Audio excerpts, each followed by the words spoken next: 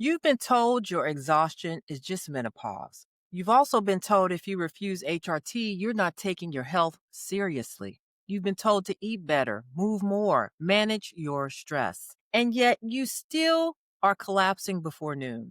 You're still chasing care that never lands. And you're still wondering why none of this is working. Everyone's wrong about menopause, including your doctor. And I didn't fully understand how wrong until a flight home almost killed me. I'm Dr. Stacey Denise, a board certified surgeon turned lifestyle medicine doctor, and I'm a late diagnosed autistic woman who's navigating perimenopause herself. I left pediatric surgery because I kept seeing the same pattern over and over again. Brilliant, high functioning women, many of us Black, many of us neurodivergent, coming in completely exhausted, asking the right questions but getting the wrong answers and walking out with prescriptions that didn't even touch what was really happening in their bodies. Not why they were tired, not why they felt like strangers in their own skin, not why they couldn't explain what was hurting. I'm not watching from the outside.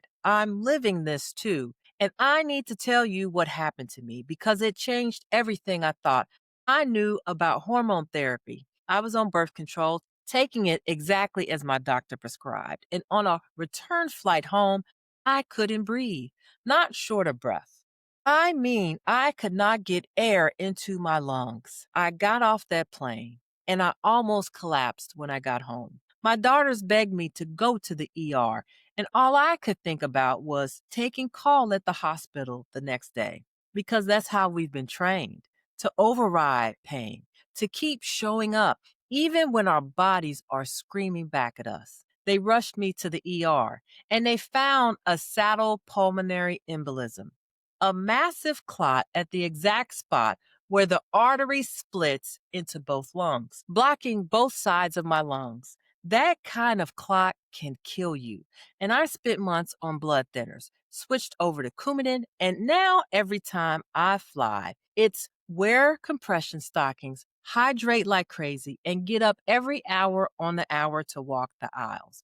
Because my body showed me exactly what it can do when systemic hormones are in the mix. And now, after what the FDA just did, I need to say something clearly and directly because this new messaging is going to hurt women like me. This week, the FDA finalized a change that removes black box warnings from most estrogen containing products, especially the systemic ones. They removed language about stroke, blood clots, breast cancer, and dementia.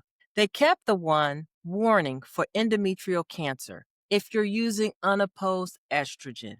That's it. And now the headlines are rolling in. Influencers are celebrating, and the message is loud. Hormones are safe again. Everyone should be on HRT. If you don't take it, you must be ignorant, you must be uninformed, or you must be afraid. But here's what the FDA didn't remove: the actual risk. They didn't magically make oral or transdermal estrogen the same. They did not erase my clot history or yours. They just changed the label. And now that nuance, the stuff that used to help people make careful personal decisions, is gone. Systemic hormone therapies now carry no box warning, even though oral estrogen increases blood clot risk 4 times over baseline. Transdermal estrogens, however, has a much lower clot risk, but it is not zero. And nearly half of all pulmonary embolisms actually start in the lungs, not the legs. So just use a patch doesn't solve everything. For women with histories like mine, even low risk isn't no risk. And the WHI, the Women's Health Initiative study, our largest hormone study to date, just released a 20-year follow-up. Breast cancer risk remained elevated, 28% higher. That risk did not vanish with time. The dementia studies, they showed increased risk for women over 65, not protection. But instead of clarifying these distinctions, the FDA called their original warning one of the greatest mistakes in modern medicine. I'm not anti-HRT, but I am pro-informed consent. And we don't have that anymore, not with this label change. And here's the part no one is saying because it's not profitable and is definitely not sexy. Even if HRT was the perfect formulation, delivered at the perfect time, it wouldn't fix what your nervous system is holding on to because your nervous system eats first. And if you've been chronically stressed, high masking, burnt out, or shut down, your body can't receive healing, even from the right intervention. You cannot hormone your way out of survival mode. You cannot eat your way out of allostatic load. You cannot meditate your way out of cellular exhaustion. So before anything works, your system has to feel safe. We start with safety, not strategy, before any prescription, even HRT. You build metabolic and sensory steadiness. You learn to recognize what your body is saying before layering on more inputs. Here's what that looks like: regulating your temperature first because your system is thermal before it's hormonal. Eating to signal enoughness, not restriction, especially in the morning.